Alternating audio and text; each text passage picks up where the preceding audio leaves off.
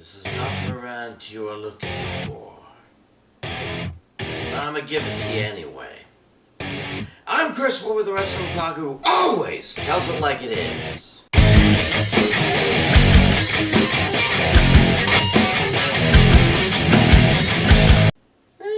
Not bad for 17 matches. Now, for the record, I didn't include El Grande Americano's win because of Ray's injury. I didn't count the loss of the women's tag titles because Bayley was replaced.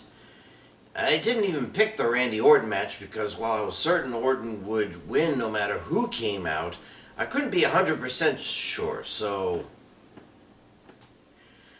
Well, now that WrestleMania weekend is long gone, time to sift through the ashes and see what can be salvaged, like Ray stripping an AT-AT's belly for parts.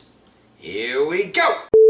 Okay, the only reason I'm not showing a finger gun pointed at my head is because it may trigger some people.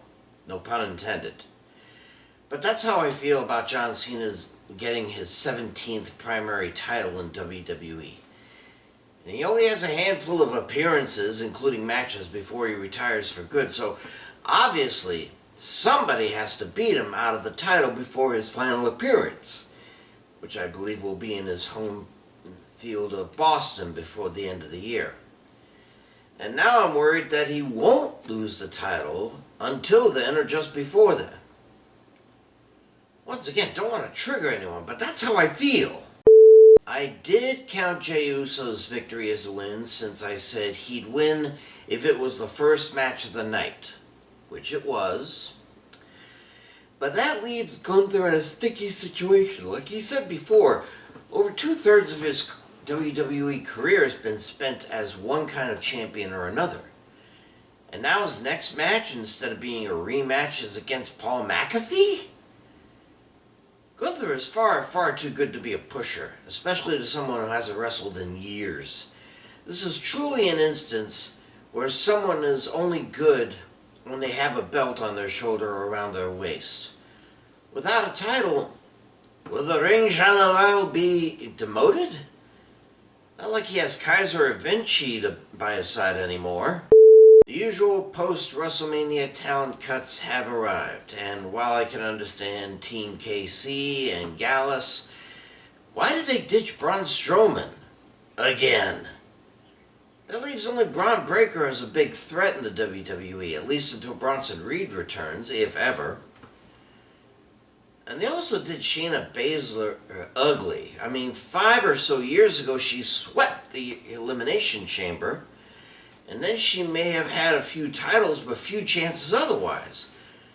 Why didn't they ditch people like Kiana James or the Tonga Boys? They and several others have done jack squat in 2025, save for being on Level Up or Main Event. Come on, Paul, you're right to ditch talent, but at least ditch those who ain't working. 2 future PLE announcements surprised the heck out of me.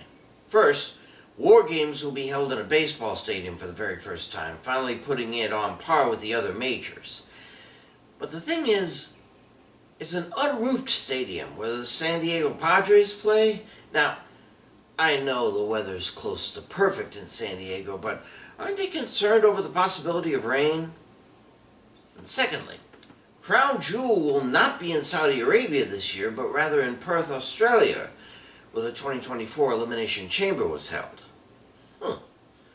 Does this mean the Saudi deal is starting to sour? I'm sure there are a year or 2 left, but that deal, but taking away a PLE name that seems synonymous with the KSA? Not sure how the Sheiks are going to take that insult. I believe in Joe Hendry coming to NXT or even right to the main roster once his TNA contract expires. I mean, the guy's been on both the Royal Rumble and WrestleMania this year. There's nothing TNA can offer him that can beat that. How are you going to keep him down in the bingo halls when they've seen 60,000 people waving their arms from side to side with them? And after all, if Jordynne Grace can jump once she lost her Knockouts title, why not Hendry? The Scotsman's move is not a matter of if, but of when. Finally, the last thing this country needs is an angle comparable to what happened after the 2020 election. And yet, that's what Chelsea Green seems to be writing since losing her Women's United States title to Zelina Vega, who, by the way, was one of the last people I expected to hold a title, but good for her. Anyway, Green is now complaining that the match was rigged and that a recount or rematch should occur. Wonderful. Just dandy. Does that mean she and the Secret Service will storm Nick Daniels' office one day and poop on his desk in protest? I know it's been 4 years, but as long as the POTUS is still alive and yelling, it's always already a constant reminder of January 6th.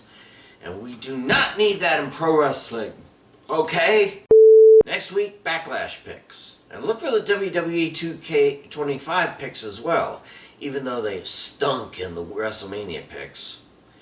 I'm Chris Wolvie, the Wrestling Clock, who always tells it like it is. Pray for peace, may the force be with you. And I'll see ya!